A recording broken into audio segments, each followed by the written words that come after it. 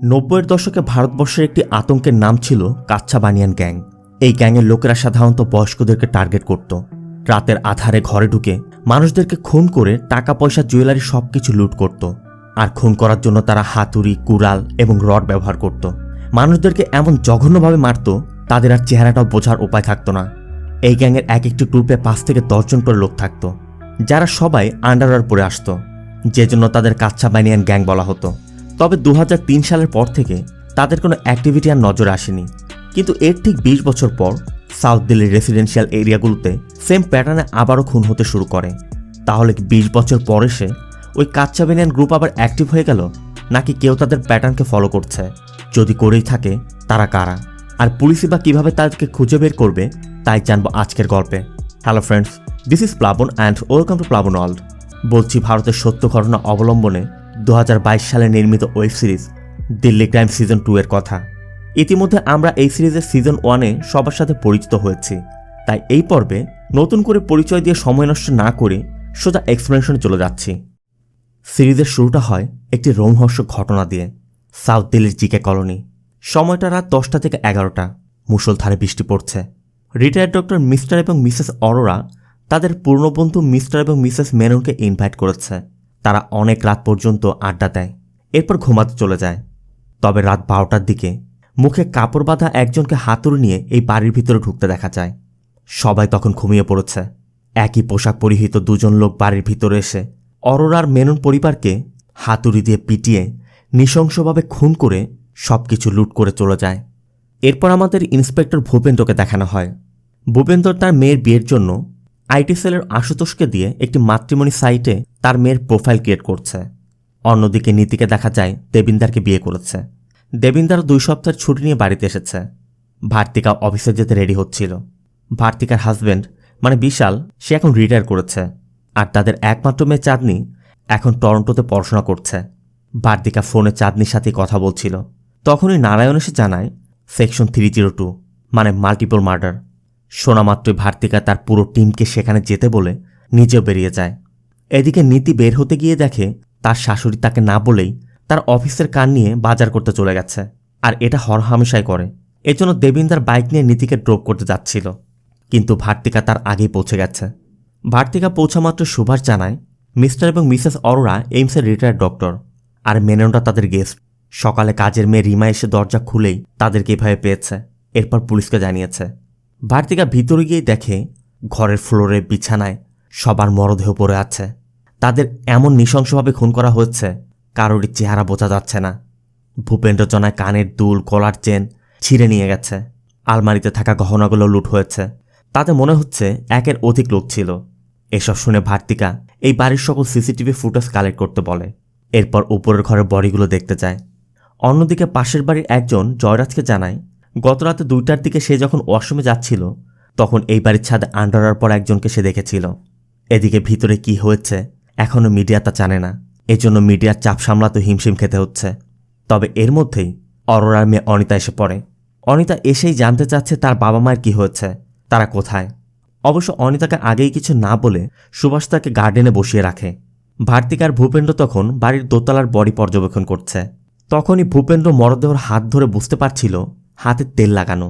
তার মানে হয়তোবা তারা বাঁচার চেষ্টা করেছিল, আর যারা মারতে এসেছিল তাদের গায়ের তেল মাখানো ছিল। এদিকে ফরেন্সিক টিমও এখন এসে পৌঁছায়নি। সুভাষ এসে ভার্তিকাকে অনিতার কথা জানায়। নীতিও এখন আসেনি, এজন্য ভার্তিকা নিজেই অনিতাকে বিষয়টা জানায়। কিন্তু অনিতা কিছুতেই মানতে পারছে না তার বাবা মার খুন হয়েছে। এর মধ্যে ফরেন্সিক টিম এসে পড়ে। অনিতা বারবার ভিতরে যেতে যাচ্ছিল, কিন্তু ভার্তিকা কিছুতে অনিতাকে ভিতরে যেতে দিচ্ছে না। কারণ ভার্তিকার কথা, ভিতরে একটি মার্ডার কেসের ইনভেস্টিগেশন চলছে, তুমি ভিতরে গেলে সেখানে এভিডেন্স টেম্পার হতে পারে। তখনই নীতি এসে পড়ায়। ভার্তিকা অনিতাকে নীতির কাছে রেখে ভিতরে চলে যায়। ভার্তিকা ভূপেন্দ্রকে অরোরার মেননদের সকল অ্যাক্টিভিটির ডিটেলস কালেক্ট করতে বলছিল। এরপর ভিতরে যেতেই দেখে টেবিলের উপর এলোমেলো অবস্থায় খাবার, মদের বোতল পড়ে আছে। এজন্য ভার্তিকা কাজের মেয়ে রিমার কাছে জানতে চাইলে রিমা বলে, আমি তো সব খাবারগুলো ফ্রিজে রেখে টেবিল পরিষ্কার করে চলে গিয়েছিলাম। ভার্তিকা জানতে চায় ওনারা গত রাতে কোন ড্রিঙ্ক করেছিল। রিমা বলে সাদা ওয়াইন, কিন্তু এখানে হুইস্কির বোতল পড়ে আছে। তবে এই সব কিছু শুনে ভূপেন্দ্র বলছিল টেবিলে উচ্ছিষ্ট এলোমেলো খাবার, হাতুড়ি দিয়ে খুন, ছাদে আন্ডারওয়্যার পরার লোক, এই সব কিছু তো তাদেরই প্যাটার্ন ম্যাডাম। তবে এখনই কিছু বলা যাচ্ছে না। ভার্তিকা অনিতাকে বলে, তুমি চাইলে তোমার বাবা মায়ের সাথে অ্যাম্বুলেন্সে যেতে পারো। অনিতা জানতে চায় কে করেছে। ভার্তিকা বলে, এখনও জানতে পারিনি, তবে খুব শীঘ্রই বের করে ফেলব। সাথে ভার্তিকা এটাও বলে, সম্ভব হলে তোমার বাবা মায়ের চেহারাটা দেখো না, কারণ অনিতা সেটা সহ্য করতে পারবে না। সাথে নীতিকেও বলে দেয়, আজ রাতের মধ্যে অটোপসি রিপোর্ট চাই। এরপর 4টি বডিকে অটোপসির জন্য হসপিটালে পাঠানো হয়। আর বাড়ির সিসিটিভি চেক করতে দেখা যায় গত রাতে ওই লোকগুলো কিভাবে খুন করেছে। তবে পোশাক আর খুনের প্যাটার্ন দেখে ভূপেন্দ্র বলছিল, সেম প্যাটার্ন, মনে হচ্ছে কাচ্চা বানিয়ান গ্যাং আবার অ্যাক্টিভ হয়েছে। সুভাষও বলে, আমার দাদি নানিদের মুখে তাদের কথা শুনেছি, তারা তো সবসময় আতঙ্কে থাকত, ওরা বিশেষ করে বয়স্কদেরকে টার্গেট করত। ভার্তিকার কথা, শেষ 90 দশকের দিকে তাদের অ্যাক্টিভিটি দেখা গেছে। যদি এরা ওই গ্যাংই হয়ে থাকে তবে অনেক বিপজ্জনক ব্যাপার। এই জন্য ভার্তিকা পুরো শহরের, বিশেষ করে রেসিডেন্সিয়াল এরিয়ার সিকিউরিটি বাড়াতে বলে।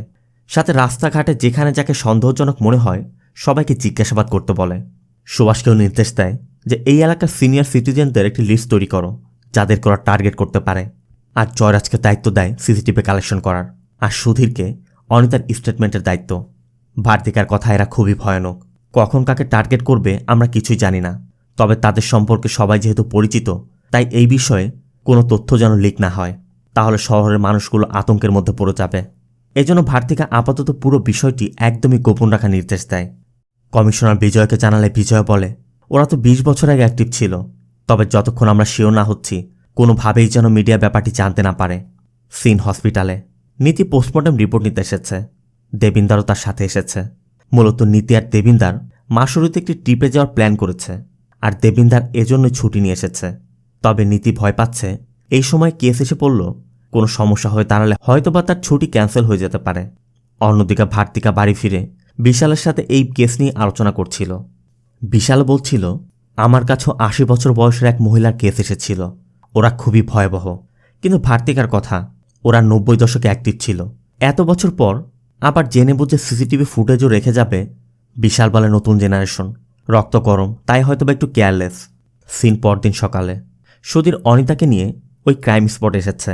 মূলত ঘর থেকে কি কি চুরি হয়েছে সেটা জানার জন্যই অনিতাকে ঘরের সবকিছু দেখানো হচ্ছে। অন্যদিকে ভার্তিকা সবাইকে নিয়ে ওই কাচ্চা বানিয়ান গ্যাংয়ের পুরাতন ফাইল দেখছে। ওরা মূলত শুধু বয়স্কদেরকে টার্গেট করত, আর মারার জন্য হাতুড়ি, রড, কুড়াল এই সব কিছু ব্যবহার করত। আসার সময় গায়ে তেল মেখে আসত, যাতে ধরতে গেলে পিছলে যায়। ওরা খুবই বিভৎসভাবে মারত, এমনকি মারার পর ঘরের খাবার খেয়ে ঘরের মধ্যে প্রস্রাব পায়খানা করে রেখে যেত। এমনকি ওরা এমনভাবে ক্রাইম করত কোনো প্রকার এভিডেন্সই রেখে যেত না। এখনকার ক্রাইমের প্যাটার্নও সেম। তাই ওই সময়ের কাচ্চা বানিয়ান গ্যাং, মানে যাদেরকে ট্রাইবাল গ্যাংয়ে বলা হতো, তাদের পুরনো ফাইলগুলো ফলো করলে হয়তোবা কোনো লিড পাওয়া যেতে পারে। এদিকে অনিতা সুধীরকে জানাচ্ছে ঘর থেকে 1 জোড়া স্বর্ণের কানের দুল আর 2 জোড়া চুড়ি মিসিং। আর ক্যাশ টাকার কথা জানতে চাইলে অনিতা বলে, ঘরে খরচ করার জন্য কিছু টাকা থাকে, তবে বাকিটা ব্যাংক স্টেটমেন্ট দেখলেই বোঝা যাবে। এর মধ্যে গতরাতে সিসিটিভি ফুটেজটি মিডিয়াতে লিক হয়ে যায়, আর সাথে সাথে এই বিষয় নিয়ে তোলপাড় শুরু হয়ে যায়। তবে পুলিশ কাস্টডিতে থাকা এভিডেন্সই বা কীভাবে লিক হয়ে গেল? নিউজটি লিক হওয়ার সাথে সাথেই হোম মিনিস্টার বিজয়কে কল করে, আর বিজয় ভার্তিকাকে, এবং জানতে চায় যে এসব কী হচ্ছে। ভার্তিকা বলে, আমি নিউজ এডিটরের সাথে কথা বলে নিউজটি সরানোর ব্যবস্থা করছি। কিন্তু বিজয়ের কথা এতক্ষণে ইন্টারনেটে ছড়িয়ে গেছে। দিল্লির সাধারণ জনগণ প্যানিক হওয়ার আগে তোমার টিমে এমন কাউকে নাও যে ওই ট্রাইবাল গ্যাং সম্পর্কে আগেও ডিল করেছে। অবশ্য বিজয় পাটেলনগর স্টেশনের রিটায়ার্ড এসএইচও ভিরেন চাড্ডার কথা বলে যে ও তাদের সম্পর্কে অনেক ভালো জানে, দ্রুত ওকে খুঁজে বের করে তোমার টিমে নিয়ে নাও। এজন্য ভার্তিকার সাথে সাথে বীরেন চাড্ডাকে খুঁজে বের করতে ভূপেন্দ্রকে পাঠিয়ে দেয়। এরপর ভূপেন্দ্র জয়রাজকে নিয়ে চাড্ডার বাড়িতে যায়। তবে বাড়িটি দেখে তারা বুঝতেই পারছে না এটা একজন এসএইচের বাড়ি না কোনো সিএমের বাড়ি। ভূপেন্দ্র চাড্ডাকে গতকালের বিষয়টি খুলে বলে যে ওই গ্যাং আবারও অ্যাক্টিভ হচ্ছে, আর আপনার তো তাদের বিষয়ে অনেক এক্সপিরিয়েন্স আছে, তাই আমাদের সাথে চলুন। কিন্তু চাড্ডা বলে, এক্সপিরিয়েন্স তো আছেই, কিন্তু মেডেল পাবো কি? জয়রাজ বলছিল, স্যার ডিউটি তো একটি মেডেল। কিন্তু চাড্ডার কথা, না ভাই, আমি এসব বুঝি না। সারা জীবন ডিউটি করলাম, না কোনো সম্মান পেয়েছি, আর চাকরি শেষ করে না আমার পেনশনটি পেয়েছি। মূলত চাড্ডার পেনশন এখন আটকা পড়ে আছে।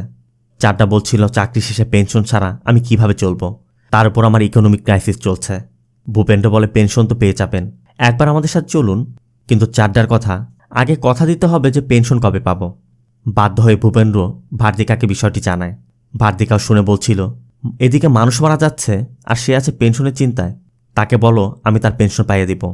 কথা শেষ করে ভূপেন্দ্র খেয়াল করে বাইরে চারটার কার পার্ক করা, তার উপর আবার চারটা বলছে তার ইকোনমিক ক্রাইসিস চলছে। ওই রাতেই একটি পিসিও বুথ থেকে পুলিশ কন্ট্রোল রুমে কেউ কল করে বলে যে কাচ্চাবানিয়ান গ্যাং আবার অ্যাক্টিভ হয়ে গেছে, তোমাদের জন্য ভালো হবে তোমরা যদি এর থেকে দূরে থাকো। আর কল পাওয়া মাত্রই কন্ট্রোল রুম থেকে ভার্তিকাকেও এই বিষয়টি জানিয়ে দেওয়া হয়।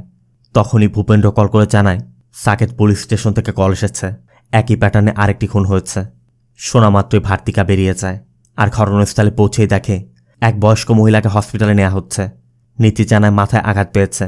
ঘরে তার নাতৃ রীতিকাও ছিল, তবে এসব দেখে সে শকে আছে। এরপর ভিতরে গেলে সুভাষ জানায় রাত 1টার দিকে ওই মহিলার স্বামী মঙ্গার মৃত্যু হয়েছে। দুজন আইটনেস পাওয়া গেছে। একজন রীতিকার চিৎকার শুনে জানলা খুলে কাচ্চাবানিয়ান গ্রুপের একজনকে বের হতে দেখেছে, আর আরেকজন জোরে কার ব্রেক করার শব্দ পেয়েছে। তার মানে এরা কোনো গাড়ি ব্যবহার করেছে। খুনের প্যাটার্ন আগের মতোই, আর এখানে শুধু একটি জিনিস যোগ হয়েছে, তা হচ্ছে কার। তবে এই বাড়িতে যেহেতু কোনো সিসিটিভি ফুটেজ নেই, ভার্তিকা আশেপাশে সিসিটিভি ক্যামেরাগুলো ফুটেজ চেক করতে নির্দেশ দেয়, কারণ কোনো না কোনো ক্যামেরাতে ওই কারটা দেখা যাওয়ার কথা। এরপর ভার্তিকা হসপিটালে গিয়ে রীতিকার স্টেটমেন্ট নেয়। রীতিকা জানায় সব কিছুই নর্মাল ছিল। আমরা রাত 9টার দিকে রাতের খাবার খেয়ে শুয়ে পড়েছিলাম। হঠাৎ রাতের বেলা অনেক শব্দ হলো। তারপর হঠাৎ আমার দাদি দৌড়ে আমার ঘরে এসে দরজাটা লাগিয়ে দেয়। তখনও দরজায় কেউ ঠকঠক করছিল। আমি দেখলাম দাদির পুরো শরীর রক্ত ভেজা, তা আমি ভয়ে চিৎকার করছিলাম। রীতিকা বলছিল আর কাঁপছিল। রীতিকার স্টেটমেন্ট নিয়ে ভার্তিকা সোজা অফিসে গিয়ে চাড্ডার সাথে কথা বলে। চাড্ডা প্রথমেই ওই ট্রাইবাল গ্যাংয়ের ক্রাইমের কিছু ফটো দেখায়, সাথে তাদের ব্যবহৃত অস্ত্রগুলোরও ফটো দেখায়। চাড্ডার মতো ওই ট্রাইবের যারা আছে তারা জন্মগত ক্রিমিনাল। ভার্তিকা জানতে চায় আপনার কাছে কোনো সাসপেক্ট লিস্ট আছে, আর কোথায় থেকে শুরু করতে চাচ্ছেন। চাড্ডা বলে সারদা থেকে। এই জন্য ভার্তিকা জয়রাজ আর সুভাষকে টিম নিয়ে চাড্ডার সাথে সেখানে চলে যেতে বলে। কিন্তু ভার্তিকা চিন্তা করছে চাড্ডার মতো একজন লোকের সাথে সে কিভাবে কাজ করবে। অবশ্য ভূপেন্দ্র বোঝায় যে জয়রাজ আর সুভাষ হ্যান্ডেল করবে। এরপর জয়রাজ আর সুভাষ পুরো টিম নিয়ে সারদা বস্তিতে চলে যায়। চাড্ডা জানায় শহরে যত চোর ডাকাত ছিনতাইকারী আছে সব এখানেই থাকে। মানে চাড্ডা যখন সার্ভিসে ছিল তখন এখানে সবার তথ্যই সে জানত। এই জন্য সেই অভিজ্ঞতা থেকে তার সন্দেহজনক ছেলে বুড়ো নারী সবাইকে সে ধরে নেয়। অন্যদিকে ভার্তিকা আইটি সেলের আশুতোষকে ডেকে জানতে চায় গত রাতের ফোন কলারকে ট্রেস করা গিয়েছে কিনা। আশুতোষ জানায় ফোনটি পিসিও বুথ থেকে করা হয়েছিল, আশেপাশে কোনো সিসিটিভি ফুটেজও নেই, এজন্য একটু কষ্ট হচ্ছে। ভার্তিকা আবার সিসিটিভি লিকের বিষয়ে জানতে চায়। আশুতোষ বলে ম্যাডাম কাজ করছি। ভার্তিকা বলে ক্রাইম সিনে যারা যারা ছিল সবার কল ট্যাপ করো। কিন্তু আশুতোষের কথা ওখানে তো সবাই পুলিশেরই লোক ছিল। ভার্তিকা বলে আমাকে সহ সবারটাই করো, আমি জানতে চাই কে কাজটা করেছে। ভার্তিকা হোয়াটসঅ্যাপ গ্রুপে তার টিমমেটদের উদ্দেশ্য বলে দেয় যে আমি জানি এটা আমাদের ভিতরের কারোরই কাজ, তাই আমি খুঁজে বের করার আগে যে এই কাজটি করেছ আমাকে জানিয়ে দাও। এদিকে ভার্তিকার কথা শুনে নীতি ভাবছিল সে তো দেবিন্দারকে বলেছিল, দেবিন্দার আবার কাউকে বলে দেয়নি তো। এই জন্য কনফার্ম হতে নীতি দেবিন্দারকে কল করে জানতে চায় যে তুমি কাউকে বলেছ কিনা। কিন্তু স্ত্রী হয়ে স্বামীর উপরই সন্দেহ করায় উল্টো দেবিন্দার রাগ করে ফোন কেটে দেয়। এদিকে টিএনটিস মানে ডিনোটিফাইড ট্রাইবের লোকেদেরকে ধরে আনার কারণে বিভিন্ন মিডিয়ায় বিভিন্ন নিউজ প্রচারিত হচ্ছে। চাড্ডাও সবাইকে ডিসিপি অফিসে এনেছে। চাড্ডার কথা যতক্ষণ আমি জানতে না পারছি তোমাদের মধ্যে কে কে ওই কাচ্চাবানিয়ান গ্রুপের সাথে জড়িত ততক্ষণ আমি কাউকেই ছাড়ছি না। অবশ্য এদের মধ্যে একজন বলছিল এখন আগের মতো নেই, আমরা সব ছেড়ে দিয়েছি। ভার্তিকাকে দেখেও কয়েকজন অনুরোধ করে বলছিল আমরা অনেক আগেই সবকিছু ছেড়ে দিয়েছি, তারপর আমাদেরকে ধরে এনেছে। অবশ্য চাড্ডার কথা এসব ওদের নাটক, আমি ওদের রগে রগে চিনি। এর মধ্যে আশুতোষ জানায় এদের মধ্যে দুজনের ফোন লোকেশন ওই অরোরা হাউসের পাশে পাওয়া গেছে। মানে ঘটনার 2 দিন আগেও ওইখানেই অ্যাক্টিভ ছিল। তার মানে হতে পারে ওরা বাড়ি আইডেন্টিফাই করতে গিয়েছিল। এজন্য তাদের ভিতরে যুগ্ন এবং আজাদ নামে দুজনকে ইন্টারোগেশন রুমে নিয়ে যাওয়া হয়। প্রথমে যুগ্ন আর আজাদ জানায় যে আমরা 4 বছর আগেই সব চুরিচামারি ছেড়ে দিয়েছি, আমরা কোনো গ্যাংয়ের সাথে জড়িত নই। ভার্তিকা জানতে চায় তাহলে ক্রাইমের 2 দিন আগে ওই ক্রাইম সিনের আশেপাশে তোমরা কি করছিলে। এর মধ্যেই জয়রাজ ওই অরোরার বাড়ির পাশে একটি সিসিটিভি ফুটেজ নিয়ে আসে যেখানে তাদের দুজনকেই ঘোরাফেরা করতে দেখা যাচ্ছে। এখন তার অস্বীকার কোনো সুযোগ নেই। তারপর ওরা কিছুই স্বীকার করছিল না। এটা দেখে চাড্ডা বলছিল যে ম্যাডাম পুরনো পন্থা অবলম্বন করলে ওরা সব বের করে দিবে। এই জন্য ভার্তিকা নীতিকে ওদের মেডিকেল করাতে বলে, আর চাড্ডাকে বলে যায় কোনো চিহ্ন যেন না থাকে। অন্যদিকে আশুতোষ ওই সিসিটিভি লিকের বিষয়ে সবার কল রেকর্ড চেক করে ভার্তিকাকে জানায় যে কনস্টেবল রুমাল সিংয়ের সাথে ওই দিন এক রিপোর্টারে বারবার কথা হচ্ছিল। তার মানে রুমাল সিংই লিক করেছে। অবশ্য রুমাল সিংও বিষয়টি স্বীকার করে নিলে ভার্তিকা তাকে সাসপেন্ড করে দেয় এবং বিজয়কে বিষয়টি জানিয়ে দেয়। সাথে যুগ্ন আর আজাদের কথাও বলে। বিজয় বলে, এটা তো ভালো খবর, দ্রুত মিডিয়াকে জানিয়ে দাও, মানুষ যেন মনে করে যে তারা সেফ আছে। ভার্তিকা বলে, আমার তদন্ত যদি অপরাধী প্রমাণ হয় অবশ্যই আমি জানিয়ে দিব। এদিকে ডিএনটিসিদের আটক করায় শহরের সেলিব্রিটি লয়ার বিনীত সিং ডিএনটিসিদের লিগাল হেল্প করতে ভার্তিকার সাথে দেখা করে। তার কথা, এখানে অনেকেই আছে যাদের কোনো ক্রাইম রেকর্ড নেই। ভার্তিকা বলে, আমরা এখন অ্যারেস্ট করিনি, শুধুমাত্র জিজ্ঞাসাবাদ করছি। কিন্তু বিনীতের কথা, তাহলে ওদের কেন এনেছেন? ওরা ডিএনটিস বলে ব্রিটিশরা ওদেরকে বোন ক্রিমিনাল বলতে বলে। এমনকি বিনীত এক রিটায়ার্ড আইপিএস অফিসারের একটি টুইটও দেখায়, যেখানে সে লিখেছে, once a criminal always a criminal. Vineet মূলত বোঝাতে চাচ্ছে সবাই তো আর ক্রিমিনাল না। ভার্তিকাও বলে, দেখুন, আমরা যদি কাউকে অ্যারেস্ট করি তখন আপনি যে কারো হয়ে আপনি কোর্টে যেতে পারেন। এর জন্য বিনীত চলে যায়। এরপর ভূপেন্দ্র জানায় যে বিনীত এই ট্রাইবেরই লোক। ল প্র্যাকটিস শুরু করার পর তার টাইটেল চেঞ্জ করে ফেলেছে, এই জন্য মূলত ডিএনটিসদের রিপ্রেজেন্ট করছে। এদিকে ডিএনটিসদের আটক করায় থানার বাইরেও কিছু সংগঠন প্রোটেস্ট করছে। সিন রাতে। ভার্তিকার কথা মতো নীতি যুগ্ন আর আজাদকে মেডিকেল করাতে নিয়ে যাচ্ছিল। যাওয়ার পথে কনস্টেবলরা বলছিল 4টা খুনের চার্জশিট রেডি করা হচ্ছে, ফাঁসি হলে তো বেঁচে যাবে, না হলে সারা জীবন জেলে পচে মরতে হবে। এদিকে আবার সকাল থেকে দেবিন্দার কল রিসিভ করছে না। এই জন্য নীতি দেবিন্দারকে সরি লিখে একটি মেসেজ করে। আর এর কিছু সময় পরই নীতিরা যখন হসপিটালে পৌঁছায় দেবিন্দার কল করে। আর এরপর নীতি যখন ফোনের দেবিন্দারের সাথে কথা বলছিল ঠিক সেই মুহূর্তেই যুগ্ন আর আজাদ পালিয়ে যায়। এদিকে নীতির কাস্টডি থেকে কেসের 2জন প্রাইম সাসপেক্ট পালিয়ে গিয়েছে। নীতিও পড়েছে এখন মহাবিপদে। শুধু তাই নয়, ওই রাতেই আরেকটি বাড়িতে খুন হয়, তাও সেম প্যাটার্নে। ভূপেন্দ্ররা ধারণা করছে ওরা 2জন পালিয়ে এসে হয়তো খুনটি করেছে। অন্যদিকে সুভাষ ওদের 2জনের তথ্য বের করতে এখানে থাকা সবাইকে জিজ্ঞাসাবাদ করছে, কিন্তু কেউই মুখ খুলছে না। এর মধ্যে নীতি অফিসে এসেছে। নীতি মাথা নিচু করে সোজা ভার্তিকার সাথে দেখা করে। ভার্তিকা জানতে চায়, ওরা যখন পালিয়ে গেল তখন তুমি কি করছিলে? নীতি সত্যিটা বলে দেয়। নীতি বলে, আমি আমার স্বামীর সাথে ফোনে কথা বলছিলাম। আর এটা শোনা মাত্রই ভার্তিকা বলে, একের অধিক খুনের 2জন প্রাইম সাসপেক্ট তোমার কাস্টডি থেকে পালিয়ে গেল, আর তারপর গিয়ে তারা 3টি খুন করলো, আর তুমি বলছো তুমি ফোনে কথা বলছিলে? এই কারণে তো তোমাকে এখনই সাসপেন্ড করা উচিত। ভার্তিকা বলে দেয়, আমার সামনে থেকে চলে যাও, আর সারাদিন আমার চোখের সামনে আসবে না। সাথে নীতির ছুটিও ক্যান্সেল করে দেয়। এরপর গত রাতের ঘটনা নিয়ে আলোচনা করার সময় ভূপেন্দ্র ভার্তিকাকে বলছিল, এদের গায়ে তেল মাখানো থাকায় রুমের ফুটপ্রিন্টে আবার আগেরবার গাড়ি দেখা গিয়েছিল, তাতেও মনে হচ্ছে যে ওই গ্যাংয়ে 4 থেকে 5 জন আছে। তবে তারা এতটাই চতুরতার সাথে ক্রাইমগুলো করে যাচ্ছে, কোনো প্রকার এভিডেন্সই পাওয়া যাচ্ছে না। শহরের মানুষরাও পুলিশের উপর বিশ্বাস করতে পারছে না। তারা নিজেদের সেফটির জন্য প্রাইভেট সিকিউরিটি রাখছে। সিন অরোরা হাউসে। অনিতা সুধীরকে জানায় তার মায়ের গলার একটি লকেট ছিল, যেটা সে সবসময় পরে থাকত, সেটাও মিসিং। সাথে তার মায়ের ব্যবহৃত একটু দামি ক্রিমও মিসিং।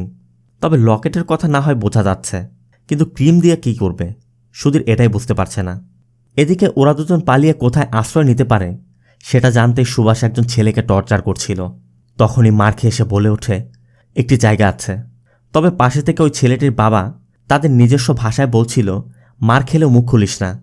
কিন্তু চাড্ডা বিষয়টি বুঝতে পেরে তাদের 2জনকে দুদিকে নিয়ে মারধর করার পর ওই ছেলেটা বলে দেয় যে আজাদের একজন বোন আছে, তার মানে আজাদ সেখানে যেতে পারে। ভার্তিকাকেও দেখা যায় বিজয়ের সাথে দেখা করতে এসেছে। তখনই হোম মিনিস্টার কল করে বিজয়ের কাছে জানতে চায় যে তোমরা এখন কি করতে যাচ্ছ, কিন্তু বিজয়ের কাছে তার কোনো উত্তরই নেই। মিনিস্টারও তাদের উপর আর ভরসা করতে পারছে না। এজন্য বিজয় তার থেকে 24 ঘন্টার সময় চেয়ে নেয়। সাথে ভার্তিকাকেও বলে দেয় যে কোনোভাবে 24 ঘন্টার মতো ওদের খুঁজে বের করতে হবে।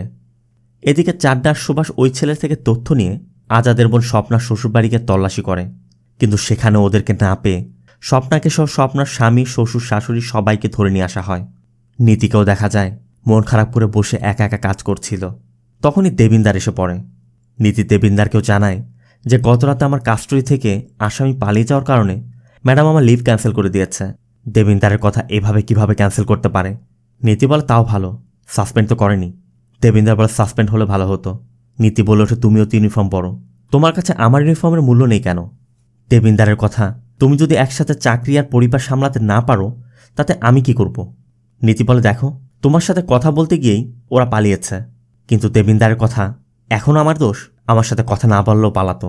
নীতিও বলে, দিনে যদি 25 বার তুমি কল করো তাহলে আমি কাজের মধ্যে কিভাবে মন বসাবো? অবশ্য দেবিন্দার বারবার বলছে, আমি ছুটি নিয়ে টাকা খরচ করে ট্রিপ প্ল্যান করেছি, আর তুমি এখন এটা বলছো? তুমি ম্যাডামের সাথে কথা বলো যে তোমার যেতেই হবে। নিজের বাবার টাকা গেলে তো তখন তুমি খুব চিন্তা করো, এখন আমার টাকা নয়।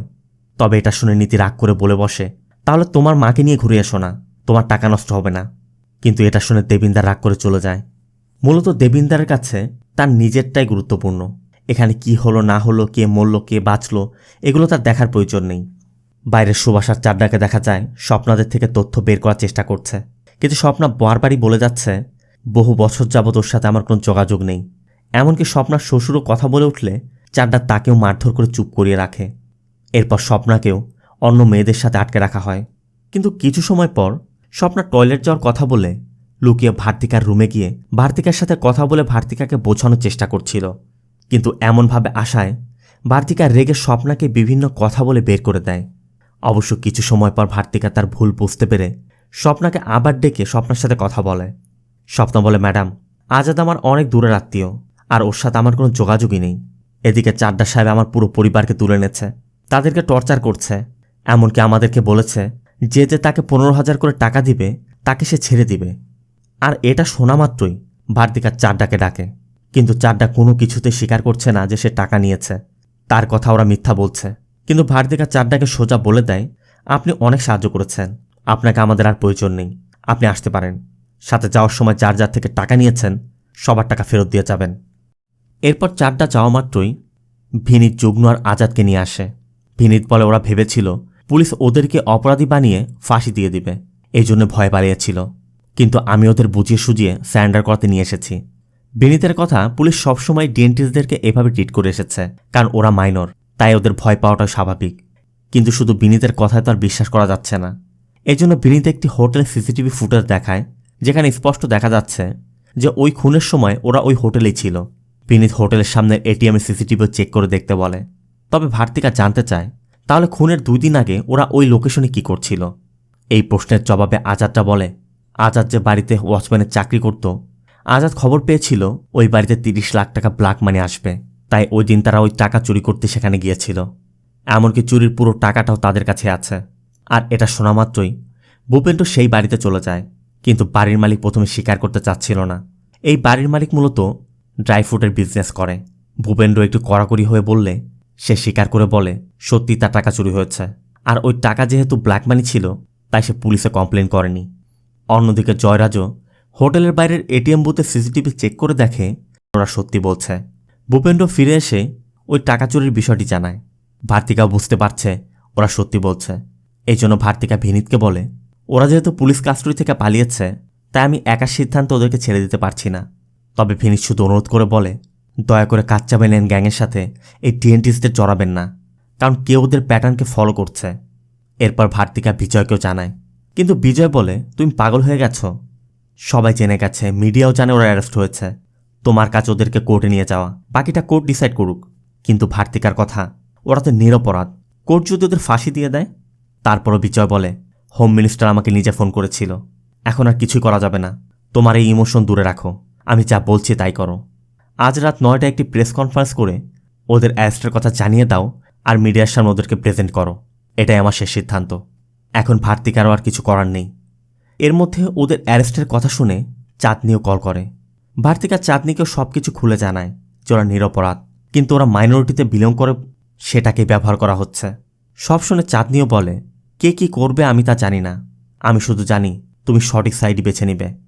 ভার্তিকা ভূপেন্দ্রদেরকেও বলে যে 9টায় প্রেস কনফারেন্স, আজাদ আর যুগ্নুকে প্রাইম সাসপেক্ট হিসেবে প্রেজেন্ট করতে হবে। সুভাষকেও বলে বাকিদেরকে ছেড়ে দাও। কথা মতো বাকি সবাইকে ছেড়ে দেওয়া হয়। এরপর সিন চলে যায় প্রেস কনফারেন্সে। সাংবাদিকরা বিভিন্ন রকম প্রশ্ন করছে, তার সাসপেক্টদের দেখতে চায়। তবে ভার্তিকা তাদেরকে প্রেজেন্ট না করে সবার উদ্দেশ্যে বলে, ওরা দুজন কাচ্চা বানিয়ান গ্রুপের লোক না, আর এই ক্রাইম ওরা করেনি। দিল্লির জনগণের নিরাপত্তার দায়িত্ব আমাদের, আমরা তাদের সার্বক্ষণিক নিরাপত্তা দিতে 24 ঘন্টা কাজ করছি। আমরা খুব শীঘ্রই অপরাধীদের ধরে ফেলব। তবে বিজয় এই বিষয়টা ভালোভাবে নিতে পারছে না। অন্যদিকে ভূপেন্দ্রকে দেখা যায় আজাদ আর যুগ্নুকে নিয়ে বস্তিতে এসেছে। যাওয়ার সময় যুগ্নু বলছিল, এতদিন শুধু এই গাড়িটা আমাদেরকে ধরে নিতে এসেছে, আজ প্রথম আমাদের নামিয়ে দিয়ে গেল।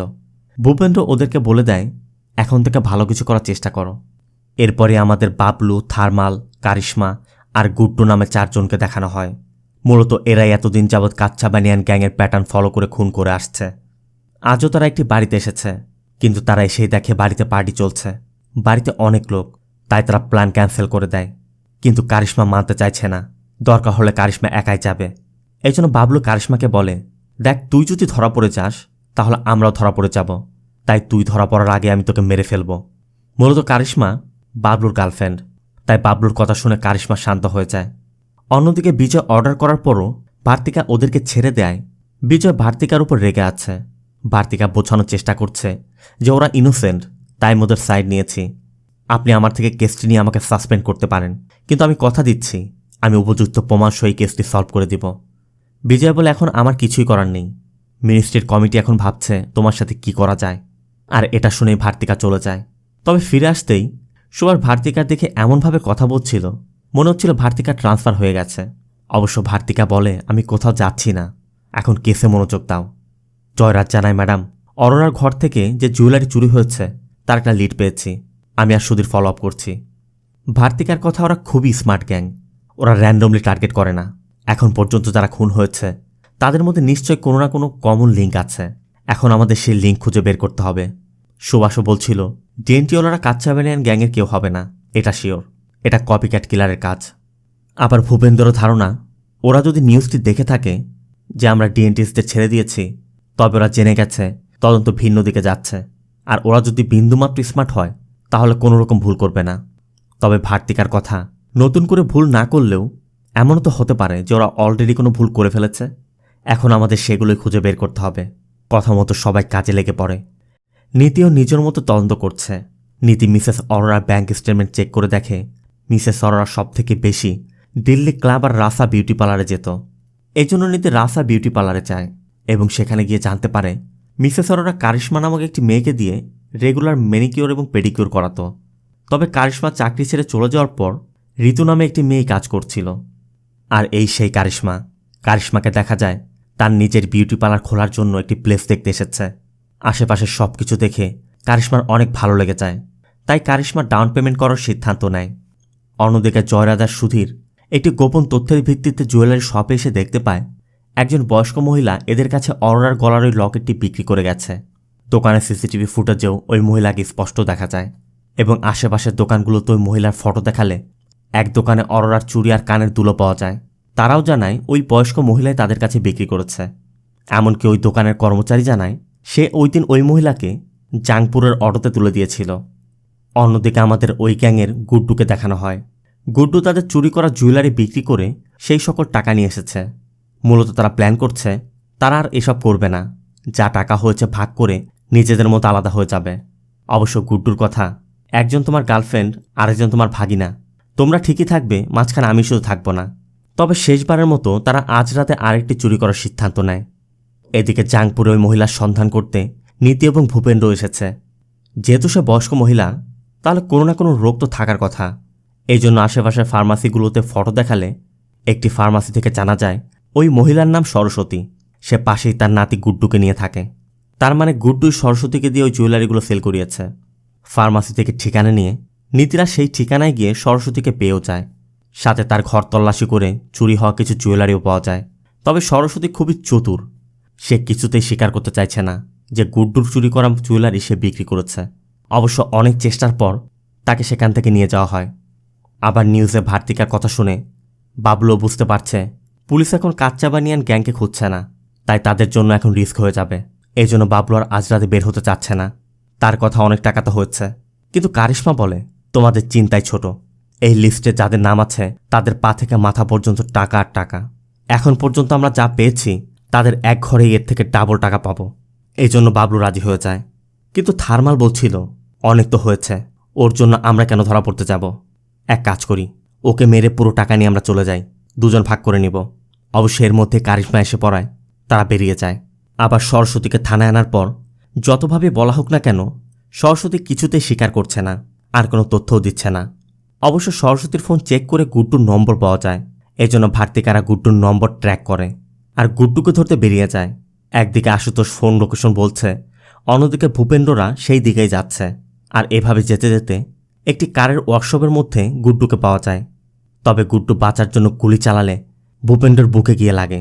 জয়রাজু গুড্ডুকে সাথে সাথে ধরে ফেলে, আর গুলি লাগার কারণে ভূপেন্দ্রকে দ্রুত নিকটস্থ হসপিটালে নিয়ে যাওয়া হয়। অন্যদিকে অনেক সময় গুড্ডুর জন্য অপেক্ষা করে গুড্ডু না আসাতে থার্মালকে কারের মধ্যেই রেখে কারিশমার বাবলু ওই বাড়িতে ঢুকে পড়ে। তবে বাড়ির মালিক শব্দ পেয়ে বুঝতে পারে ঘরে কেউ ঢুকেছে, আর সে কারিশমাদের দেখেও ফেলে। কিন্তু কারিশমারা তা বুঝতে পারেনি। এই জন্য সে কারিশমাদেরকে বুঝতে না দিয়ে বেডরুমের দরজা বন্ধ করে সাথে সাথে পুলিশকে কল করে। আর খবর পাওয়া মাত্রই পুলিশের একটি টিম এসে পড়ায় কারিশমারা দ্রুত সেখান থেকে পালিয়ে যায়। গুড্ডুকেও ধরে এনে ভালোভাবে ট্রিটমেন্ট দেওয়া হচ্ছে, কিন্তু গুড্ডু কিছুতেই স্বীকার করছে না। অবশ্য ভার্তিকা গুড্ডুর থেকে কথা বের করতে জয়রাজকে বলে যে ওর বিরুদ্ধে মার্ডার কেসের চার্জ লাগাও, যাতে ওর ফাঁসি হয়ে যায়। আর এটা শোনা মাত্রই গুড্ডু বলে, ম্যাডাম আমি কোনো খুন করিনি, সব তো ওরা করেছে। এরপর গুড্ডু কারিশমা, বাবলু আর থার্মালের কথা বলে দেয়। তবে কারিশমার কথা শুনে নীতি জানতে চায় কোন কারিশমা, বিউটি পার্লারে কাজ করা কারিশমা। গুড্ডু হ্যাঁ বলা মাত্রই নীতি ওই রাসা বিউটি পার্লার কল করে এবং জানতে পারে কারিশমার পুরো নাম কারিশমা সোলানকি, সাথে কারিশমার ফোন নম্বরও পাওয়া যায়। এদিকে কারিশমারা ফিরে আসার পর থার্মাল তাদের টাকা খুঁজছিল, কিন্তু পুরো ঘরের কোথাও টাকা পাচ্ছে না। 1-2 টাকা নয়, 40 লাখ টাকা। বাবলুও বলছিল আমিও তো টাকার কথা জানি না। অবশ্য কারিশমা বলে যে আমি আমার পার্লারের জন্য ডাউন পেমেন্ট দিয়েছি। কিন্তু বাবলুর কথা, ওখানে তো আমাদেরও টাকা ছিল। কারিশমা বলে তাতে কি হয়েছে, নেক্সট যে চুরি করব সেখান থেকে সমন্বয় করে নিব। কিন্তু বাবলুর কথা, গত রাতে অল্পতে বেঁচে গিয়েছি, তুমি কোথায় টাকা দিয়েছো বলো, টাকা ফেরত আনতে হবে। কিন্তু কারিশমা কিছুতেই বলবে না। কারিশমার কথা, আমি তো পার্লারে কাজ করে সবার তথ্য এনে দিয়েছি, তোমরা এতদিন যা পেয়েছো তাই তোমাদের জন্য বেশি। তবে বাবলু এবার রেগে যায়। বাবলু কারিশমার উপর রেগে একটি হাতুড়ি বের করে কারিশমাকে মারতে যাচ্ছিল। থার্মাল এসে কারিশমাকে ধরে রেখেছে। এজন্য কারিশমা বাধ্য হয়ে বলে দেয় সে কাকে টাকা দিয়েছে। বাবলুরা প্ল্যান করছিল কারিশমাকে মেরে ফেলবে, কিন্তু কারিশমা এটা বুঝতে পেরে থার্মালের হাত থেকে হাতুড়ি নিয়ে থার্মাল এবং বাবলুর মাথা ফাটিয়ে দুজনকে মেরে সেখান থেকে পালিয়ে যায়। আর এরপরই গুড্ডুর থেকে তথ্য নিয়ে পুলিশ এখানে এসে থার্মাল আর বাবলুর বডি পায়। পুলিশও প্রাথমিকভাবে ধারণা করে ওরা নিজেদের মধ্যে কলহ করে হয়তোবা মরেছে। তখনই সুভাষ কল করে জানায় কারিশমার ফোন নম্বর গাজিয়াবাদের কোন লতা কুমারীর নামে রেজিস্টার করা, আর জুভেনাইল কাস্টডিতেও ওর নামে ক্রিমিনাল রেকর্ড আছে। এর জন্য গাজিয়াবাদের ঠিকানা নিয়ে ভার্তিকারা গাজিয়াবাদ চলে যায়। আর সেখানে গিয়ে লতার স্বামী প্রকাশ আর তার ছেলেকে পাওয়া যায়। প্রকাশ জানায় ওর নাম লতা সোলানকি, 6 মাস আগে আমাদের ছেড়ে চলে গিয়েছিল। তবে যাওয়ার কারণ হিসেবে প্রকাশ জানায় ও বড় বড় স্বপ্ন দেখত, কত কি করে বেড়াতো। প্রকাশের থেকে আরও জানা যায় লতা এখানেরই কারিশমা বিউটি পার্লারে কাজ করত। এজন্য ভার্তিকা নীতিকে নিয়ে ওই কারিশমা বিউটি পার্লারের মালিক কারিশমার সাথে কথা বলে। তবে লতা এক্স্যাক্টলি কী কারণ এখান থেকে চলে গিয়েছিল কারিশমা তা বলতে পারছে না। কারিশমা শুধু জানায় যে লতা সবসময় আমাকে ফলো করার চেষ্টা করত। অন্যদিকে লতাকেও দেখা যায় অন্য একটি জায়গায় এসে আত্মগোপন করেছে। নীতিও সেখান থেকে বাড়িতে ফিরে আসে, আর এসেই দেখে দেবিন্দার চলে যাওয়ার জন্য লাগেজ গোছাচ্ছে। নীতি দেবিন্দারকে বোঝানোর চেষ্টা করে, কিন্তু দেবিন্দারের কথা, আমার আত্মীয়রা কি বলে জানো, তোমার মধ্যে আমার জন্য কোনো সম্মানই নেই, আর কত লজ্জা দিতে চাও আমাকে।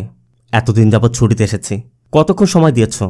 নীতির কথা, তুমি তো দেখছো কেস এসেছে, শহরের মানুষকে মরতে দিব। দেবিন্দারের কথা, তুমি ছাড়া আর কেউ নেই, আর কেউ চাকরি করে না, তারা ঘর সামলায় না। নীতি বলে তাহলে তুমিও তো চাকরি করো, তুমি কেন ঘর সামলাও না। দেবিন্দার জানতে চায় তাহলে বিয়ে কেন করেছিলে। নীতি বলে সেটা আমার ভুল ছিল, আমি ভুল করেছিলাম, কারণ তোমার যদি সংসার সামলানোর মতো কাউকে দরকার ছিল তুমি পুলিশ অফিসারকে কেন বিয়ে করেছিলে। মূলত নীতিও যে চাইলে সময় বের করতে পারছে না, দেবিন্দার এটাও বুঝতে চাইছে না। আবার ভার্তিকাকেও দেখা যায় ভূপেন্দরের সাথে দেখা করতে এসেছে। ভূপেন্দর ভার্তিকাকে দেখেই বলছিল যে জয়রাজ আমাকে সব বলেছে। তবে ভার্তিকা এখনও মানতেই পারছে না, একা একটা মেয়ে কোনো ট্রেস রেখে গেল না, একদম ভ্যানিশ হয়ে গেল। ভূপেন্দরের কথা, কোনো না কোনো ট্রেস নিশ্চয়ই ফেলে গেছে, কারণ ও আগের ক্রাইমগুলো পুরো প্ল্যান করে করলেও ওর সাথীদের খুনটা নিশ্চয়ই প্ল্যান করে করেনি। ভার্তিকার ধারণা, ও যেহেতু ভালো জীবন উপভোগ করতে স্বামী সন্তানকেও ছেড়ে এসেছিল, ওর দ্বারা সবই সম্ভব, তাই এত টাকা নিয়ে নিশ্চয়ই এতক্ষণে পালিয়ে গেছে। তবে ভূপেন্দর শুধু বলে, ম্যাডাম কখনো কখনো পালিয়ে বেড়ানোর থেকে লুকিয়ে থাকাটাই ভালো। আর ভূপেন্দরের এই কথা শুনেই ভার্তিকা আশুতোষকে কল করে লতার কল রেকর্ড চেক করতে বলে। আশুতোষ জানায় ওর নম্বর থেকে থার্মাল, বাবলু, একটি লন্ড্রিম্যান আর 4টি রেস্টুরেন্টে কল করা হয়েছিল। ভার্তিকা জানতে চায় এর মধ্যে সন্দেহজনক কিছু আছে কিনা। এই জন্য আশুতোষ চেক করে বলে যে একটু রেস্টুরেন্টে একই দিনের সকাল 5টা 25 মিনিটে 5:55 আর 6:20 3বার কল করা হয়েছিল। সন্দেহের বিষয় হচ্ছে এত সকালে কোনো রেস্টুরেন্ট তার ফুড ডেলিভারি করে না, আর ওই কলগুলো প্রথম খুনের পরদিনই করা হয়েছিল। এজন্য ভার্তিকা ওই নম্বরের মালিককে ডাকতে বলে। কথা মতো সুভাষও জয়েশ নামে ওই লোককে তুলে আনে। এরপর ভার্তিকা যোগেশের কাছে লতার বিষয়ে জানতে চাইলে লোকেশ প্রথমে কিছুই বলছিল না। তবে কল রেকর্ডের কথা বলা মাত্র যোগেশ বলে, আমি তোর হেল্প করেছি। ও বলল ওর পরিবারকে রাখতে ওর একটা ঘর দরকার, ওর সাথে আইডিও নেই, তাই আমি ওকে একটি ঘর ভাড়া করে দিয়েছিলাম। ও তো পুরো ঘরের ভাড়া একসাথে পরিশোধ করে দিয়েছিল। এরপর যোগেশের থেকে ঠিকানা নিয়ে ভার্তিকারা সেই ঠিকানায় গিয়ে পুরো এরিয়াটা ঘিরে ফেলে। ভার্তিকা সবাইকে বলে দেয়, ও নিশ্চয় আশা করেনি যে আমরা এখানে পৌঁছে যাব, তাই তোমরা কেউ গুলি করবে না আর ওয়াকিটকিতে কথা বলবে না। এদিকে লতাকে দেখা যায় ঘরে বসে মিসেস অরোরার ব্যবহৃত ওই দামি ক্রিমটি ইউজ করছে। তখনই বাইরে পুলিশ দেখে কুকুর ডাকছিল, আর অনেক কুকুর ডাকা শব্দ পেয়ে লতা বাইরে চেক করতে আসতেই পুলিশ দেখা মাত্রই দৌড়ে ভেতরে চলে যায়। এরপর ভার্তিকারাও ঘরে ঢুকে দেখে লতা পিছের দরজা দিয়ে পালিয়ে গেছে। অবশ্য এখান থেকে বের হওয়ার এক্সিট একটি, এই জন্য ভার্তিকারা ফলো করতে করতে একটি বাড়ির ছাদ থেকে লতাকে ধরেও ফেলে। এরপর জিপে বসিয়ে ভার্তিকা লতার কাছে জানতে চাচ্ছিল, কেন করেছ? লতা বলে, আমি যদি ওদেরকে না মারতাম ওরা আমাকে মেরে ফেলতো, তাই নিজেকে বাঁচাতে ওদেরকে খুন করেছি। ভার্তিকা জানতে চায়, তাহলে অন্যদেরকে কেন খুন করেছ? লতা বলছিল, আমি যাদের খুন করেছি তাদের কথা বলে দিয়েছি, আর কারোর কথা আমি জানি না। ভার্তিকা বলে, দেখো ফালতু কথা বলো না। লতা বলে, ফালতু কথা? সবাই আমাকে ফালতু কেন বলে? আমি ফালতু কথা বলি না ম্যাডাম, আমি প্রথমে ভালোভাবে চাই। ওই রমিলা অরোরার কত সেবা করেছি আমি, সেও আমাকে কথা দিয়েছিল আমার পার্লার খুলতে সে আমাকে সাহায্য করবে। কিন্তু সেদিন হেয়ার কাট নিতে এলে আমি যখন তাকে মনে করিয়ে দিলাম, সে বলল ফালতু কথা না বলে কাজে মনোযোগ দাও।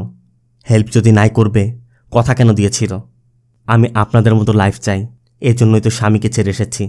ভার্তিকা বাচ্চার কথা জানতে চাইলে লতা বলে, আমি তো বাচ্চা নিতে চাইনি। কেউ কি আমার কাছে জিজ্ঞেস করেছিল? আপনার যদি বাচ্চা নিয়ে এতই মায়া হয় আপনি অ্যাডপ্ট করে নিন না কেন? আপনারা তো ওদের ভুলটা দেখবেন না। এটা দিল্লি ম্যাডাম, এখানে চেয়ে না পেলে ছিনিয়ে নিতে হয়। মূলত ভালো একটি লাইফস্টাইল পেতে একটি পার্লারের মালিক হওয়ার নেশায় লতা তারই কাস্টমারদেরকে টার্গেট করে করে খুনগুলো করেছে। এরপর লতাকে কাস্টডিতে নিয়ে ভার্তিকা প্রেস কনফারেন্স করে মিডিয়াকে সব জানিয়ে দেয়। বিজয় কল করে জানায়, আমি নিউজ দেখেছি, ওয়েল ডান।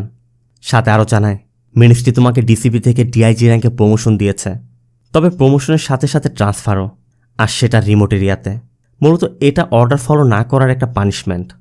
তার মানে এরপর আমরা দিল্লির নয় অন্য কোনো জায়গার সত্য ঘটনার উপর কোনো কেস দেখতে পাবো, আর তার জন্য আমাদের সিজন 3 এর অপেক্ষা করতে হবে। সিজন 3 আসা মাত্রই সবার আগে আমি আপনাদের জন্য নিয়ে আসব। তো এই সিরিজের 2টি সিজন আমি এক্সপ্লেন করেছি, এর মধ্যে আপনার কোন সিজনটি ভালো লেগেছে কমেন্টে অবশ্যই জানাবেন। আর ভিডিওটি ভালো লাগলে ভিডিওতে লাইক দিয়ে চ্যানেলটিকে সাবস্ক্রাইব করতে একদম ভুল করবেন না। দেখা হবে অন্য কোনো মুভি বা সিরিজের এক্সপ্লেনেশন ভিডিওতে। ততক্ষণ সব ভালো থাকবেন, সুস্থ থাকবেন। আল্লাহ হাফেজ।